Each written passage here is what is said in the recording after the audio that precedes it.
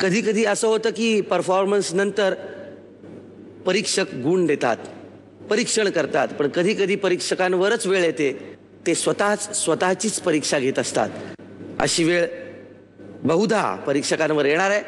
जोरदार टाळ्यांनी स्वागत करूया आपल्या पुढच्या परफॉर्मरचं, कारण देवानी आपल्याला 2 हात दिलेत आणि ते त्याच्यासाठी टाळ्या वाजवण्यासाठीच दिलेले आहेत. रत्नागिरीहून धीरज येतो.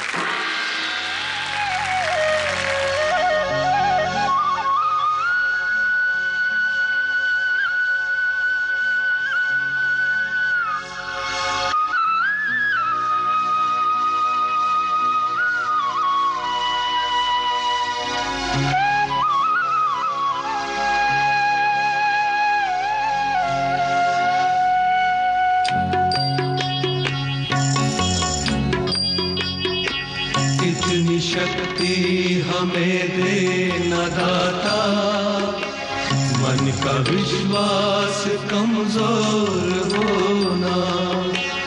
इतनी शक्ति हमें देना दाता, मन का विश्वास कमजोर होना.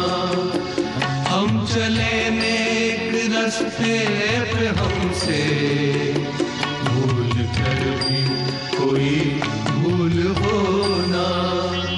इतनी शक्ति हमें देना दाता, मन का विश्वास कमजोर होना.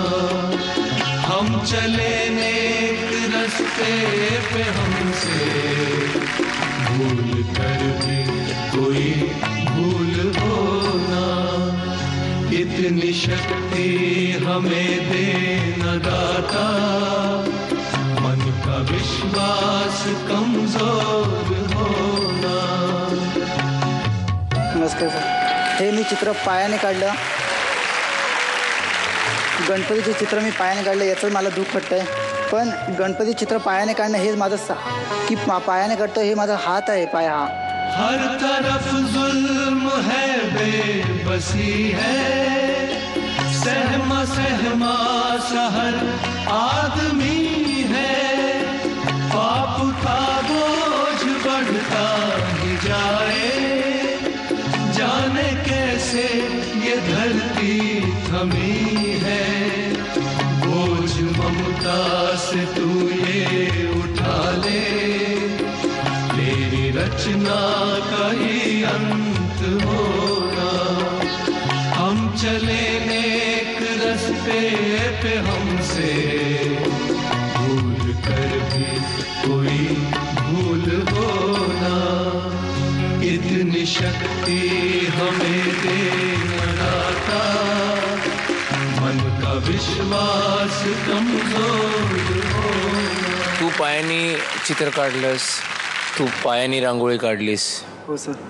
त्याला आम्ही कलाच मानतो, पण त्याचं परिमाण थोडंसं वेगळं आहे.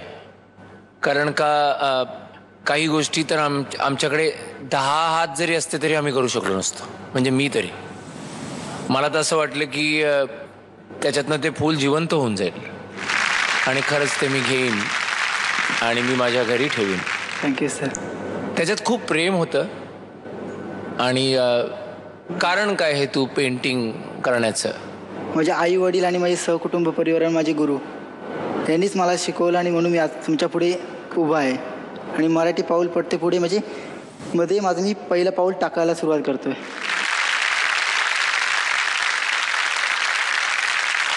मला असं वाटतं की मागच्या पर्वात पण मी होतो. मित्रा, अनेक लोक म्हणजे आपल्याकडे मराठी पावलं, खूप मोठी मोठी पावलं आहेत पुढे गेलेली. सचिन तेंडुलकरपासून ते लता मंगेशकरांपर्यंत खूप मोठी मोठी माणसं आहेत होऊन गेलेली. आज पहिल्यांदा मला वाटतं या पावलाने मराठी पाऊल पडते पुढे, आणि त्या पावलाचा किती अर्थ आहे आणि त्याला किती महत्त्व आहे हे मला तरी पहिल्यांदा आयुष्यात कळलं. खैसून येलास? रत्नागिरीतून? हो. कुठल्या गावातून? भगवती बंतर. अच्छा. धीरज, खरं सांगायचं तर तू जे काय केलंस त्याच्याकरता माझ्याकडे शब्दच नाही आहेत. त्यामुळे